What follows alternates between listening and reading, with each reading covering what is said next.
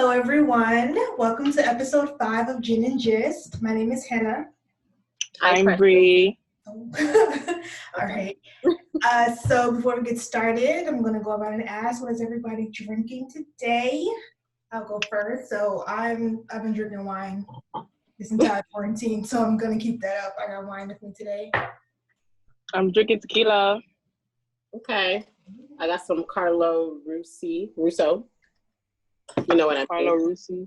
Everybody All right, so today we're going to be talking about a subtopic of one of our favorite things to hate, adulting.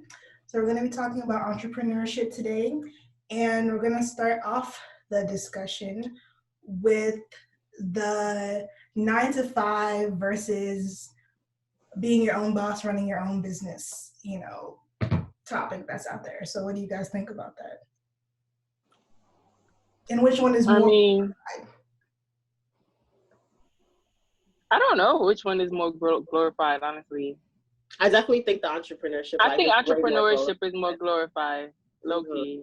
Yeah. People think it's just like, yeah, I'm my own boss, but they don't realize like what goes into it, Yeah. Yeah. A lot of people say, I can't have someone tell me what to do. I don't know how y'all sit behind the desk all day. That's not it. Start your own business, quit your 9-to-5. Even if you everybody's don't different. Quit that job. Don't be miserable. I'm just like, And everybody cannot be their own boss. Quit your job. Until you definitely have something else in place. I would not say, I would say, right. Just quit your job. But yeah, so I think that's the, consensus these days. So do any of us have our own businesses? Or plan to own one? Plan to own your own business, yeah. Let's start with you, Hannah. Okay. So, I do have a business. I have an online business selling waist beads, bracelets, and anklets. And it's a cute little story, actually. It started at Howard, and I just had a bunch of waist beads.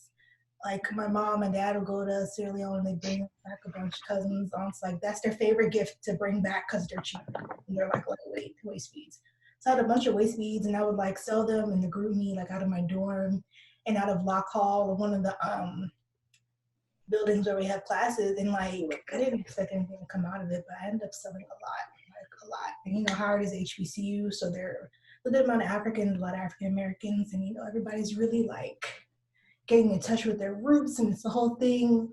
And so yeah, that's how that started, and I kind of just kept up with it. I have mostly been doing pop-up shops. I did a lot of pop-up shops over the holiday season, and that's been going well. I met a lot of cool people, and yeah, so my website is being revamped, and I will let you guys know when that is up and running. Can't wait. Yeah, I'm about to say, I'm waiting. Mm-hmm. I don't own any businesses right now. I would like to own a daycare in the future, but as far as like selling product per se, I don't think that's my pool. Yeah, so I would like to open a daycare like after I've like worked as I would like to be a nurse. After I worked as a nurse for a few years, and I want to do something new, then I'll focus on that. Right. So I'm currently like in the middle. Let me not show my fingers, but I'm currently in the middle. So I'm currently working a 9-to-5, as you guys know, and I also am working on my first official business. So I'm on both sides of the spectrum. I definitely, having a 9-to-5 is great because, you have that consistent money, you have that check that is going to hit every other week on Friday at 10 a.m. Like, exactly, you had your set, but entrepreneurship is like, roads, ups and downs. Some days you'll make $1,000, another day you'll make $10, but I'm definitely right now I'm in the 9-to-5 life, trying to transition to the entrepreneurship life. I know it's not going to be like just a quick switch like a lot of people on Instagram think it is. So right now I'm in the process of, putting in work, working on my fashion venture. So you guys stay tuned for that. So how do you guys feel about the influx of female entrepreneurs and women opening up their businesses? I love to see it. I love it. It's great. I love to see women more independent than we were a few years ago. Like, you know, we're not relying on men for basic needs anymore. I'm seeing women hustling like breadwinners, like, you know, I'm just waiting for that shift to move to Africa too. But for right now, I'm enjoying it. In America, it's lit. Love it. Yeah, I definitely am loving. I agree. Increase too. I feel like when women like venture into things like this that are like more considered like a man's arena or a man's field, there's often like a need to like soften it or like they're playing on like a B team or something. Like we don't just say like entrepreneurs, we say female entrepreneurs, or we say a girl boss. Like I don't know, it kind of bothers me that there's that kind of like distinction. I know. Right. I know. Yeah. For me, it's like making that distinction that just highlights the fact that it's not normal. Right. Yeah. If that makes sense. Like, why can't you just be an entrepreneur? Why do you have to like make it known that you're a female entrepreneur, you know? Right. And that that's one makes thing. It obvious that it's not yeah. a thing. Yeah. And that's one thing I know me when I'm in the researching phase of my business right now. And I was trying to come up with a slogan, or like not a slogan, but something catchy to kind of like put in the Instagram bio and stuff. And all the inspiration I'm getting, all I'm seeing is like girl boss and lady boss and boss babe and stuff like that. And, you know, I like the idea of it, but ultimately to me, it kind of sounds corny. It's like you're being forced to feminize it, and you have to. Yeah, it's like boss babe. Like, no, why is it by force to be a like girl boss? It reminds me of like letterhead one shirt. I don't like it. Yeah, I feel like it's not forced. It feels a little forced to me. But if that's your thing, and that works for your brand, awesome, amazing. But I feel like it's kind of forced at this point. But you know, shout out to all the girl bosses. Right. So what encounters have you had when you talk business with men or your family as a woman or a girl starting your own business? Shockingly, well, I'm kind of private, so the only man I've talked to about it is my boyfriend, really. So, I mean, he's very supportive. I don't really talk about it, honestly. Like, it's something I've told like a few people. I have people helping me like come up with a few things, but as far as like, you know, talking to everybody about it, I can't really answer that question. Are you talking to guys in your family about it? Not really. I talked to my dad about it because he was helping me with like getting things brought in. My dad is super supportive. He doesn't really, you know, try to like soften or talk down anything to me because I'm a woman. But it's like even when I go to like do something for my car, get my car changed, he'll be like, all right, and call me. Because, you know, people kind of try to play you when you're a woman. And when yes, for sure. So like he's definitely emphasized like be firm when you're talking to people, be firm when you're talking about prices, like know what you're talking about. So there's no room for people to kind of, you know, try to play you. But I did have an experience. So this guy was like asking me, oh, like, what have you been up to? And I just gave him like a vague answer, like, oh, like working on something business related. And he was like, oh, what is it? I have, you know, a lot of knowledge on that. I can help you. And I was like, I've done my research. I don't need any help. If you want to buy some inventory, we can, we can chat about that. He was like, oh, you know, yeah, I would, but, you know, you don't even need inventory these days. And that was him like waiting for me to say, what do you mean? So he could mansplain drop shipping to me or like having it fulfilled by a third party. I'm just like, yeah. I don't need anything to me. I don't need you to supervise me. I don't need you to, you know, give me money I'm good. Right. Like that's not the first time I've gotten that type of vibe from men, especially African men. They just feel like they have to, let me do it. I'm the business. Nah. Relax. It's okay. They don't have the energy when it's time to open wallets. I don't understand. Like anytime you want to help with kind words and supportive words, whoa, that's a good one. But so moving on. So what do you guys think about those girl boss summits and those girl boss courses and classes that are, you know, popping up more and more online and on Instagram and stuff like that?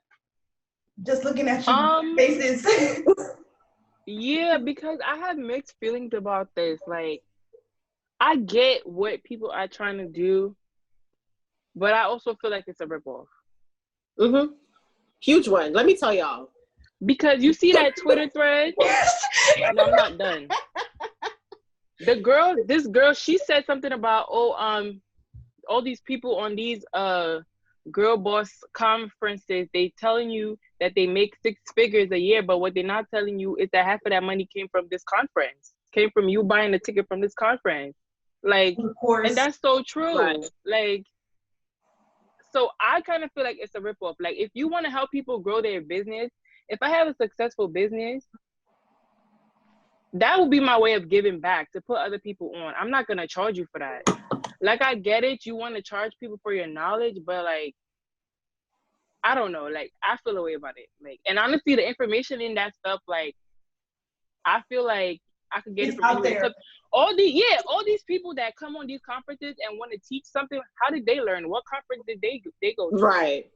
They went on YouTube and Google, and they networked and did shit for free on their own. So I could do that too. I don't need to pay $500 for your conference call. Like, I Period. don't. I don't get it. I don't get it. That's Well, just okay, me. well, But to play the devil's advocate, I do understand, like, time is money, knowledge is money, because the time that you would spend researching and the Mm-hmm. time and money you would spend in doing trial and error on your own is saved. They streamline the process for you by providing, X amount how sure are of you of that? How do you know That's that another they're thing, really like, giving you all the tea? well, I mean, if you see that they're There successful, are some. you take it at face There value. are some. There's this one girl, that Glamazante, love her. Like, she will give you she will tell you her vendors. Like, I love her. There are Well, some. I understand, wanting to monetize that, and I understand, like, they're about their bag, like, nothing is free. Right. I get it. But if you claim to be a woman that's trying to empower other women, like, through business and all that, you can't come in, I'm starting up And and give me startup class. You want me to pay $1,000 for your? Like, you're not a that's what professional. I was about to get at. It's not even okay. You want to have a conference? Why it cost so much? Right. Like that. The what I'm paying, I could might as well go and invest in my business. Like, I don't know. It What shouldn't kills me cost the that much most, to what me. kills Like, me that is shit. those vendor lists that people be selling. That really kills me. Cause I just be like, bruh, this is really Googleable. Like, so simple. But I actually went to a class the other day. Like, was it Thursday? It was Thursday. So I was looking forward to this class. Where did Bree go? Everything Bree. okay? Bree. All right, she might be having some technical difficulties, so we're just gonna keep going. What were you saying? So there's this woman that I came across on Instagram in my export page, and she owns a really popular brand on Instagram. You've definitely seen her. And this was my first time coming across her personal page. And then she also has a page for this, like, fashion expo she does every year where you can sign up and they take you to LA and all that stuff. So I signed up for it, her webinar that was coming up that Thursday.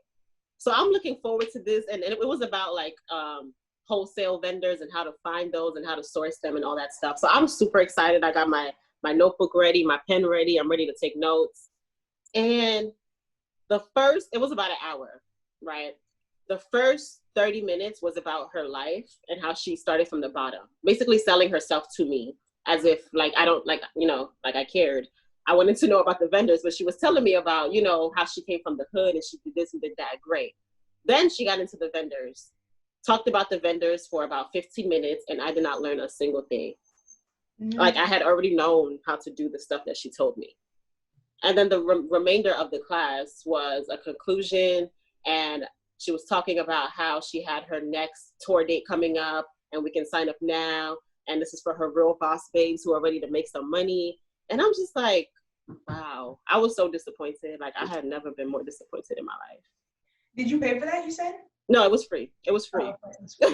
Actually, like right before we started recording this, I took a webinar on FBA, fulfillment by 2 hours, right? The first 30 minutes, this man is talking about himself, how he worked at the garbage place, shifting through garbage with his hands, and he had a 30 minutes of telling us about how, you know, he came from nothing in this technique and you can make this much with that much. And I think it's like a tactic to like It is. allow more people to have time to come on. Bro, like, you don't know what with my time, 30 minutes. And then like he gives information. He gave pretty good information. He gives information. He gets to the end. He says, I'm going to stay on as long as it takes to do Q&A, answer all your questions, yada, yada, yada. Is everybody okay? Dang, Bree. And dang, Bree. What happened? Her phone died. She FaceTimed me and I messed up the video. A few moments later, a few inches later, 2 hours later, 1 eternity later. How you say nothing? Yeah, so like I was saying, he essentially waited, like he talked all about his program, and then he goes on for like 45 minutes about his membership service that he's offering for $997. They'll give you exclusive membership, yada, yada, yada. And by this time, the webinar has gone from 1,600 people down to 300, and it was on purpose. So now after he sold his product, talk forever, and most people are gone off. He's like, oh yeah, I'll answer all your questions one-on-one, da, da, da. And I don't like when people do that. I don't like when people like play games and try to like take advantage of people that are in a position where like they're looking for answers and they're just starting off. I feel like that happens a lot and it's really sketchy. Yeah, it does. Isn't that light-skinned guy? I found him on the Shade Room actually. Okay, is that light-skinned guy, right? I think he's Hispanic. Or like Spanish? Yeah, I took class earlier. I learned some stuff. I'm not gonna lie, I learned some stuff, so I'll let it go, you know, this time. But yes. Moving on. So what do we like to see from small businesses and from entrepreneurs? I love the good customer service. Yes, for sure. I love when I can get a quick response, you know, somebody answers the phone professionally, you know. I like when things are easy and like it makes sense. Like I go to your page, your bio tells me what you do. It's a picture of you. There are pictures of products on the page. You have a website. I click on the website, it makes sense. Shop, shipping, blah, blah, blah, blah, blah. I like when things make sense. I just like that in order like that. I like good customer service. And I feel like honestly a lot of these new girl bosses that are coming up these days, they don't have that. Yeah. Especially once they get a following and they know they're making their bread, they just don't. Like I've had an experience for my mom's wedding with a makeup artist who's really good, big in Brooklyn, and she was nasty. Like she was rude. And if I wanted to be mean, I could have made that go viral, but I just let it slide. But it's just, there's no reason to be mean just because, you know, you're booked up this week and this person, and you probably got to travel further to do this person's face, and you don't want to do that. That doesn't mean you have to be rude, because tomorrow I might need a makeup artist again. Mm-hmm. I feel like most of us make an effort to have good customer service because you make an effort to put your best foot forward. But I do feel like, especially once they get a following, they're like, oh well, my army, or my, you know, they have like a cute little my army's gonna back me up. And like when someone does speak out against him, they make it like, oh look, she's hating army, attack her. And they like try to bury you in the comment. It's like, bro, that's not how that. That's not cool. Yeah. Yeah, it's not cool. What are some things? Sorry, did you have something? What are some things that you guys think that are holding Black businesses back? Like, what are some things that Black entrepreneurs need to stop doing? Personally, I hate to see vendor photos. That's one of my biggest pet peeves. I hate when I go on your Instagram and your pictures are Fashion Nova pictures. That pisses me off. Like, that's terrible. If you're a business out there and you have vendor photos on your page, you need to take your own photos. Like, I don't care if it's low budget. Like, low budget photos look better than stock photos. Like, personally, to me, I just hate to see them. That's true, though. That's valid. And it just makes you look like you're not original. Yeah. And like, yeah, we all know everybody's selling the same shit, but damn, you don't got right. It's the way you market it. Like, right. That's what separates the successful people and the not successful businesses. The way you market it, the way you brand it. I feel like I hate when people are kind of just making things up as they go, you know what I mean? Because they're a small business, or because they work from home, or because there's essentially no one to regulate them or tell them what to do.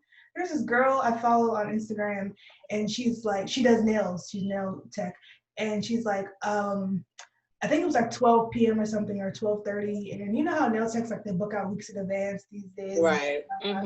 She's like, I have an 11 o'clock opening, but there's a $20 squeeze-in fee that doesn't apply to your set. You have an opening for 40 minutes from now, and because you didn't post it ahead of time, I should pay $20 extra because you have an opening that you didn't advertise. What? Hairstylists be blowing Nah, me. yo, we not. I ain't. Hairstylists.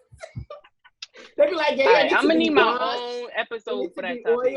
No, we need a whole separate episode for that. And then they're charging you hundreds of dollars to do what? What? To put some glue on my head and melt the lace. Like, I get it. Not every, like, I'm good with my hands. Not everybody's good with their hands. I get that. But the prices are crazy. Like, they overcharge. And it's different if I'm spending this kind of money and I'm coming and I'm getting luxurious service and I'm feeling like a fucking celebrity for the day. That's not the case. Let me tell y'all a story. My mom, for her wedding, when she went to the hair salon, first of all, the lady took an hour or more to start. Second of all, she stopped in the middle. Third of all, she ripped the lace. Yo. And then she was rude. Like, my mom is like, yo, like, my wedding is tomorrow. Like, I have errands to run. Like, I didn't plan to be here all day. I got here at 12 so I could be out by 2, 3 o'clock because I have shit to do. And she was basically like, well, you're the one who needs your hair done. So if you want to leave, be my guest. And you know, my mother paid her full price. Woo! I said, mommy, you bugging. I would have never. The same way, if I come late, I got to pay a late fee. You're late. Yeah, now you get docked. It's the same math. You can't be charging people late fees and have them breaking their back to get there on time, only to sit down there for an hour anyway. It don't make sense. Like, that does not make sense. Money? That's not cool. No, I would have never paid her. She charged my mom like $300 for that. I would have never paid her that full price. Discounts. But before we go off on a tangent based on our bad experiences, I think we're just highlighting what we want to see from these businesses. So definitely professionalism, be on time, be organized, no false advertisement, things of that nature. So, but nobody's perfect, but when you do something wrong, apologize. And be sympathetic. Don't be wrong and strong. Right. Don't take advantage of your people. But I feel like, so this flows into another point. So I feel like people are often harder on, like, Black businesses and smaller businesses. So, like, if I'm buying a t-shirt or something from a business I found on Instagram and they take, 4 days instead of 3 days to give me my tracking info, oh my God, how could they? Leaving all these reviews, I'm never shopping there again. But if Fashion Nova, don't ship you your stuff for 6-7 weeks and you suck it up and you get it and then you're ready to shop with them again. Like, I feel like there's like this leniency that we show for big businesses and that we don't necessarily, extend to, like, our own people. And I feel like, I get it. But it's not, but it is, but it's not. Right. But I feel like at the same, I don't like that. And I notice it and I hate it. But I feel like at the same time, people, like, when you shop from a small business, you're most likely shopping from the CEO directly. Like, you're most likely shopping from the owner, the founder, the CEO, the president. That's probably the person you're speaking to in the DMs. You know, so when you have an issue, it's like you end up being more vocal about it because you're talking to the source.